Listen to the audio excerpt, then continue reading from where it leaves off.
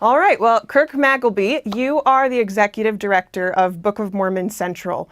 And so how did you meet Hugh Nibley, the star we're talking about today? It was when I was a freshman at BYU. I was 1971. He lived at 285 East 7th North. Well, I lived just down the street on 7th North. And there was an apartment of young women that was in my ward that was right next door to his house.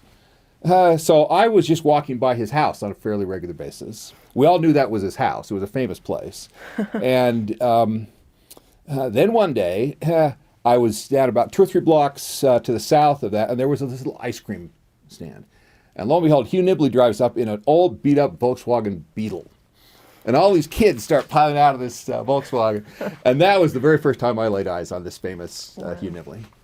Wow. But so did you start reading Hugh Nibley before you'd ever met him, or was your introduction to his work a later development? No, I read him in high school. Practically everybody I knew read him in high school. At least all the kids that were headed to college and that had kind of an intellectual bent. I think I read a number of articles in the Improvement Era. Then, of course, in 1971, we have the coordinated correlated magazines coming out. That's when the Ensign, New Era, The Friend began.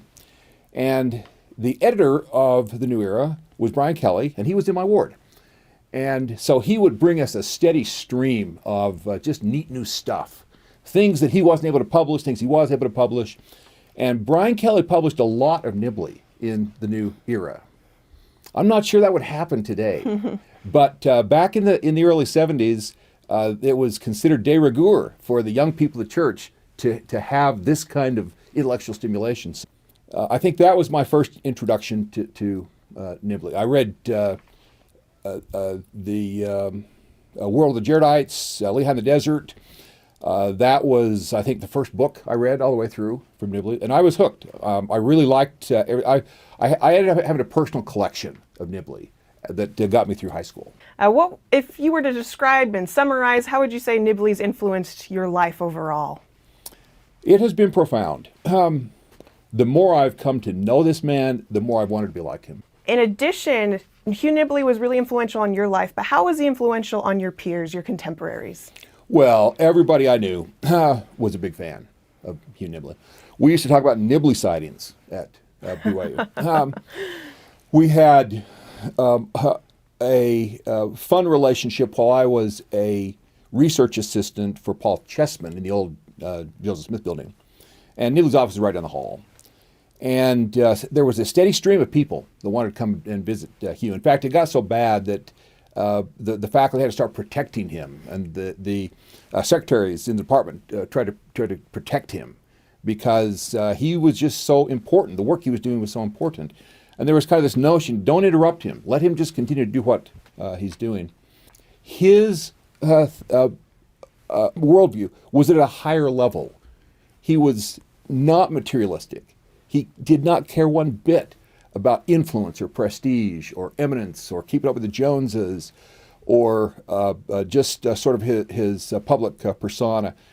He wanted the things of eternity. It was the relationship with God that was important in his life.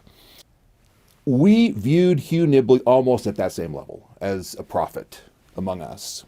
And we were pretty sure the prophets thought highly of him. So the things that Hugh was interested in, we were interested in. We tended to sort of view Hugh as this icon of the faith-reason continuum.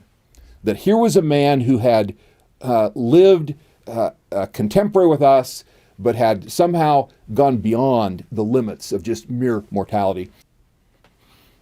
There was a time when there was this golden age of scriptural scholarship. That was Hugh, for me, and for those of my generation. We'll remember this fondly because it has become part of who we are. Well, his influence still continues today. And we hope this book really helps propagate his legacy even more, because it's very important. I graduated from BYU with a degree in ancient Near Eastern studies, and almost every single classmate expressed that they were there because they had read Hugh Nibley or come in contact with him in some way or shape or form, and they were inspired and excited by what he did, and that's why they wanted to study the ancient world. And so his work is absolutely fundamental to the work that we do today, and we hope it continues for a long time. It's good that we have a role model in Hugh Nibley, that we can strive to be more, to be better disciple scholars and try to be a little bit more like Jesus Christ. So we really appreciate you sharing your experiences and perspectives of Hugh Nibley, and so thank you for giving us your time today. My pleasure. Thank you.